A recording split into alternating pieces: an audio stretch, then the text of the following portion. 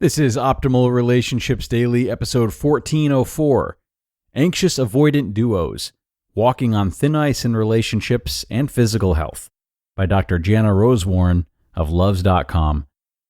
Hello, everybody, and welcome back to ORD, the show that's all about improving your relationships each and every day. I'm Greg Audino, your host and narrator, and today I'm going to be sharing another article from Luvze.com with you. Luvze always has a great analytical and research-based approach to their relationship content, which I'm a real sucker for. But this one has some fun to it too, especially if you're a fan of the movie Frozen, which I know a lot of people are. So without further ado, let's jump into today's article and optimize your life. Anxious-Avoidant Duos, Walking on Thin Ice in Relationships and Physical Health, by Dr. Jana Rosewarne of Luvze.com.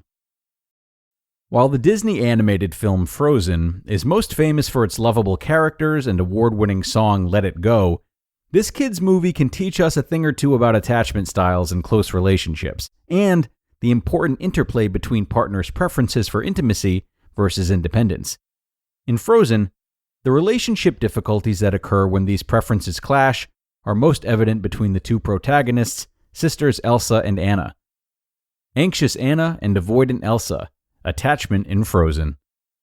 Attachment styles describe the degree to which we perceive our relationships, usually romantic partnerships, as being secure, capable of meeting our needs, and a source of comfort in times of distress. People who are securely attached are comfortable depending on others as well as having others depend on them. Some people, however, have negative expectations in relationships, leading to insecure attachment styles.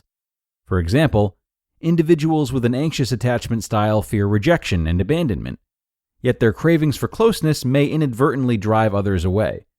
In Frozen, Anna is anxiously attached. Her parents' death and her sister's abandonment leave her alone and desperate for love. So desperate, in fact, that she almost married a man she just met, Prince Hans. Whenever Elsa seeks distance in the movie, Anna continues to pursue her and ends up getting hurt in the process. Anxiously attached people may engage in behavior like this because they over-rely on their attachment figures for reassurance. On the other hand, avoidant attachment is characterized by feeling uncomfortable with closeness in relationships and a desire to maintain emotional distance. A person high in avoidant attachment would find it difficult to depend on others. In Frozen, Elsa exemplifies avoidant attachment. As a child, she was encouraged to conceal, don't feel, after her magical ability to create snow and ice accidentally injures Anna. From that moment on, Elsa increasingly pulls away from her sister both physically and emotionally. When Anna finally confronts Elsa about her habit of shutting everyone out, Elsa responds by lashing out with her powers and running away. Self-protective strategies such as defensiveness and withdrawal are how avoidantly attached people typically respond to relationship stressors. People high in avoidance also tend to underestimate others' care and support for them. For instance, even after Anna communicates her desire to help Elsa, Elsa rejects her sister's support and insists on being alone. It's easy to see how an anxious-avoidant pairing could snowball into relationship dysfunction. In the face of an attachment threat, such as an argument or a confrontation, anxious individuals are likely to pursue their attachment figures in an attempt to reestablish feelings of closeness, just as Anna did when she ventured out into the blizzard to chase after Elsa.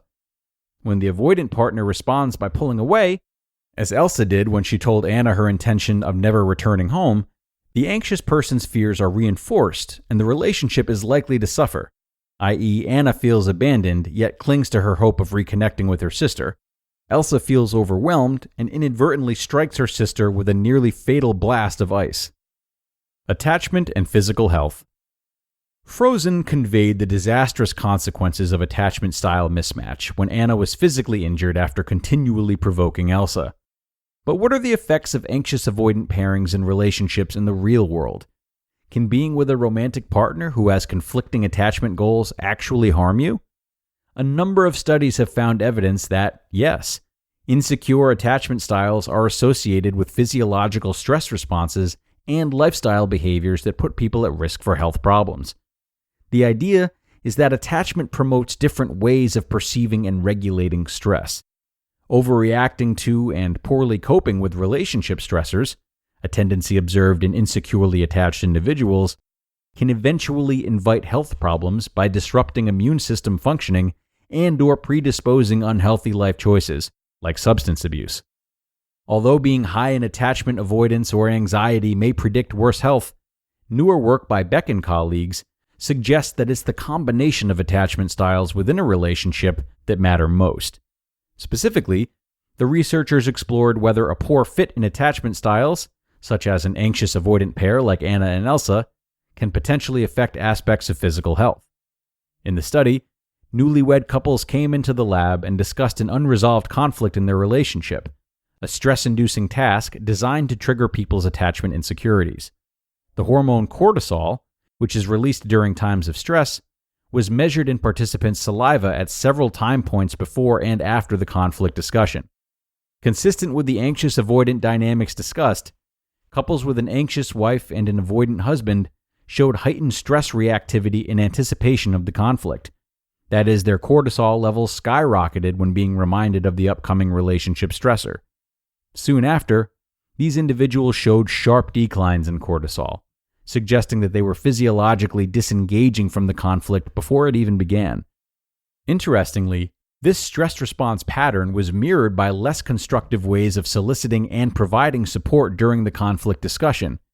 Anxiously attached wives were less able to recognize their avoidant husband's distress, whereas avoidant husbands found it difficult to constructively express their needs to their anxious wives.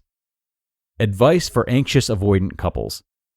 People high in attachment avoidance or anxiety tend to doubt others' ability to meet their needs, which can reinforce maladaptive views of relationships and lead to unhappiness.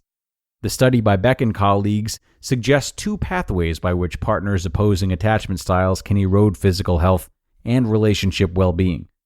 First, anxious-avoidant pairings exhibited high stress reactivity in anticipation of a relationship conflict, a pattern that may take a toll on health over time.